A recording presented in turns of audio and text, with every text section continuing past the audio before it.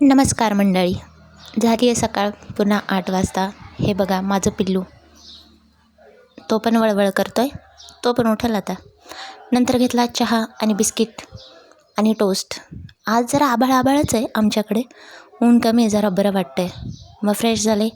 विश्वमलाही आंघोळ घातली आणि कपडे बाहेरच धुतले. वॉशिंग मशीन आहे, पण मला गावाकडं बाहेरच कपडे धुवायला आवडतं.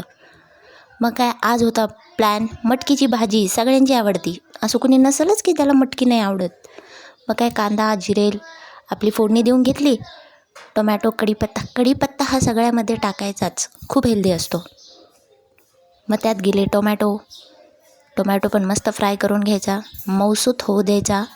त्यात आपला फेवरेट जगजाहीर अंबारी मसाला आणि हळद आणि मग फ्राय तेल सुटेपर्यंत फ्राय.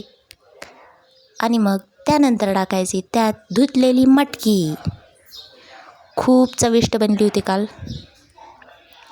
आणि हा आहे मसाला, लसूण अद्रक आणि शेंगदाणे त्याची पेस्ट बनवलेली. मसाला नाही म्हणता येणार, पेस्ट बनवलेली. मग ती टाकली आहे त्याच्यात. आणि मग काय आपल्याला हवं तेवढं पाणी. भाकरसोबत चुरून खायचं असेल तर भरपूर पाणी, कमी चपातीसोबत खायचं असेल तर कमी रस्सा. मग काय मटकी शिजोपर्यंत मी भांडे घासून घेतले. भांडे तसे पडले की मला आवडतच नाही. मी पटकन तेव्हाच भांडे घासून घेते. आणि इकडं मटकी शिजती आहे माझी, इकडं भातही होतो आहे आणि मम्मी चपात्या करते आहे. मला चपात्या चांगल्या येत नाही किंवा मला मम्मीच्या हातच्या आवडतात, म्हणून मम्मी बनवते आहे. तोपर्यंत म्हटलं चला पोरांचं काय चालू बघू. टी व्ही बघण्यापेक्षा पोरं काय नवीन खेळ काढतात ना, ते बघायला मज्जा येते. हे गावाकडच्या पोरांना तर मोबाईल शिवायचे काय खेळू शकतो हे आयडियाज असतात. मग लंच दिला विश्वमला, मटकी चपाती. संध्याकाळी म्हटलं चला थोडं वॉक करून येऊ. मग गेले बाहेर.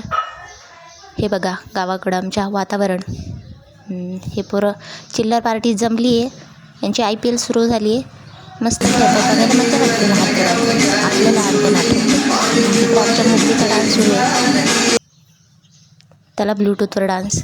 आणि दुपारचा इतका भात उरला होता, म्हटलं काहीच नाही, आता मी दुपारीचा भात फ्राय करते. मम्मीला म्हटलं तुम्ही सगळे तेच खा. मग काय कांदा कॅरेट होतं, गाजर घरात, टोमॅटो, ते सगळे फ्राय करून घेतलं.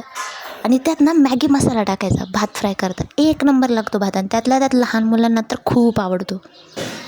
वाटाणे वगैरे असेल तर टाकायचे.